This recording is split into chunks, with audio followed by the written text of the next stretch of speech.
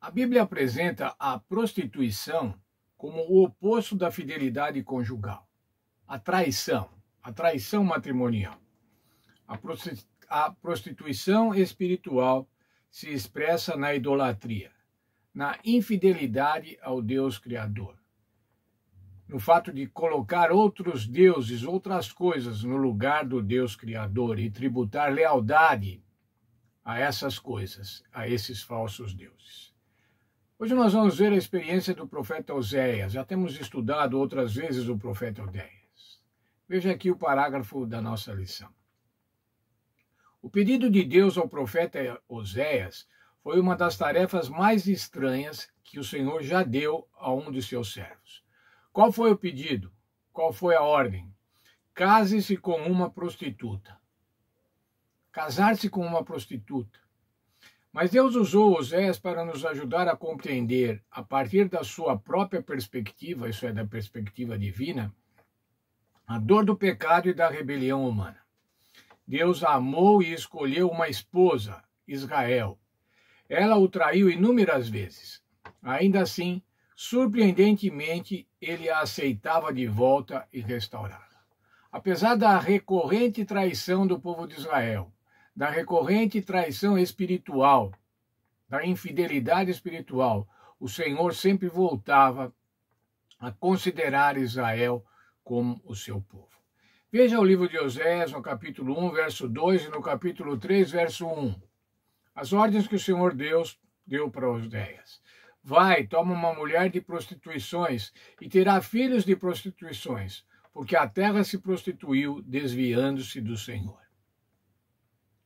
Vai outra vez, ama uma mulher que goste de trair você com outros homens, porque o Senhor ainda ama Israel, embora os israelitas se voltem para outros deuses.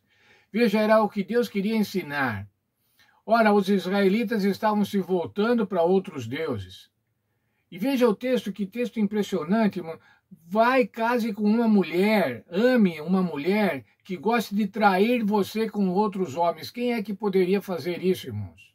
E o Senhor Deus estava dando essa ordem para Oséias, para mostrar de forma concreta para o povo o que o povo vinha fazendo com relação a Deus. Entretanto, irmãos, esses afastamentos, essas infidelidades, essas traições espirituais do povo de Deus, não aconteceram somente no Velho Testamento com o povo de Israel, mas aconteceram também com o povo de Deus, com o povo cristão no Novo Testamento. Veja Apocalipse 17:1. Fala da grande meretriz sentada sobre muitas águas, a grande prostituta sentada sobre muitas águas. Um sistema religioso. Na Europa, muitas águas, onde tinha muita gente, muitos habitantes, a Roma papal.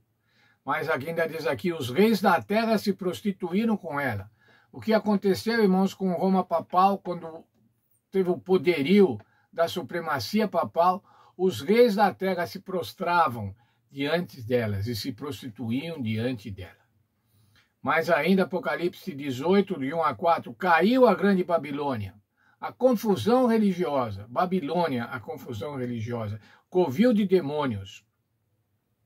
E essa confusão religiosa deu o vinho do furor da sua prostituição. Mas apesar disso tudo, lá em Apocalipse 18:4 diz assim, retirai-vos dela, povo meu. O Senhor Deus ainda identifica o seu povo, mesmo no meio de Babilônia, mesmo no meio desse covil de demônios, e o Senhor diz assim, retirai-vos dela, povo meu. O Senhor ainda tem o seu povo nesta mistura religiosa. A Bíblia revela que os erros de Israel no Antigo Testamento seriam repetidos pela Igreja de Cristo. O povo de Deus, com o qual ele fez uma aliança, se desviou completamente antes do exílio de Babilônia, imitando as práticas idólatras das nações vizinhas. A tragédia é que o povo de Deus, a partir do período do Novo Testamento, acabou fazendo a mesma coisa que o seu povo do Antigo Testamento havia feito, levando à transgressão e apostasia que permanece até hoje. Em ambos os casos, o povo de Deus se afastou do relacionamento com ele e procurou supostas soluções humanas para os seus problemas. E a igreja cristã hoje, irmãos, se afastou realmente da igreja cristã primitiva. Se afastou da vontade de Deus, dos mandamentos de Deus, caracterizando uma religião infiel, uma religião de traição, uma religião que tem outros deuses. E dentre esses deuses estão as tradições religiosas que se sobrepõem à Bíblia Sagrada. A tristeza de Deus ao ser traído.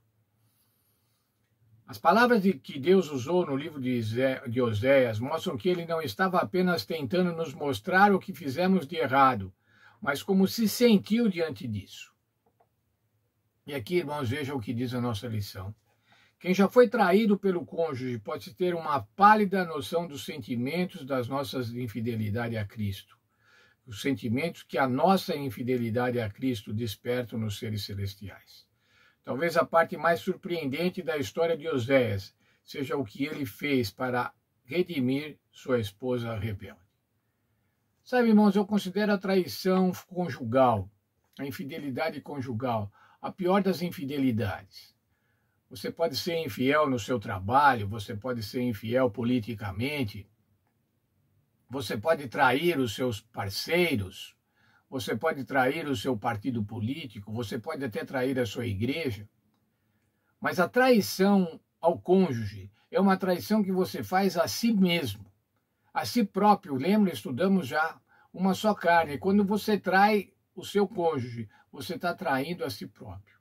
Portanto, essa é a pior das traições, a pior das infidelidades. E é essa infidelidade que o Senhor Deus utilizou como figura da infidelidade espiritual do seu povo no Velho Testamento e do seu povo no Novo Testamento, do povo atual, a infidelidade atual do povo de Deus. Veja lá, mas o Senhor ainda chama de meu povo, saia de Babilônia. Apesar da infidelidade, o Senhor ainda considera o seu povo. Quando lemos o último convite à humanidade, chamando o povo de Deus para sair de Babilônia, é impressionante que ele o chama de povo meu, e não desconhecidos. Ele os conhece profundamente e os ama. Quando o mundo avança em direção do seu momento mais sombrio, Deus ainda oferece o preço da redenção que ele pagou para nos comprar de volta com seu sangue. A cruz de Cristo, mais do que qualquer coisa, mostra o desejo intenso do Senhor de salvar o seu povo rebelde. Povo meu. Quem é o povo meu? O povo do Senhor nos dias de hoje? Nós somos o povo meu. Veja o texto de 1 Pedro 2,9. Vós, porém, sois raça eleita, sacerdócio real, nação santa, povo de propriedade exclusiva de Deus, a fim de proclamardes as virtudes daquele que vos chamou das trevas para a sua maravilhosa luz. Sacerdócio real, nação eleita, nação santa. E veja que belíssima frase. Povo de propriedade exclusiva de Deus. Exclusiva de Deus. Isso quer dizer o seguinte, irmãos.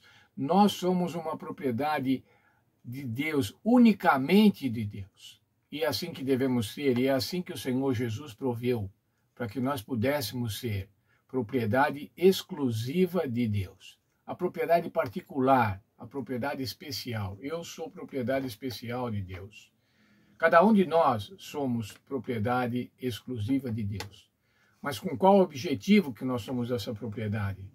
A fim de proclamar as virtudes daquele que o salvou das trevas para a sua maravilhosa luz. Assim de proclamarmos as virtudes do nosso Senhor Jesus Cristo.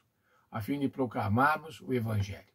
Que Deus nos abençoe e que a gente possamos nos considerar propriedade exclusiva de Deus. Eu sou propriedade exclusiva de Deus. Eu sou o povo meu.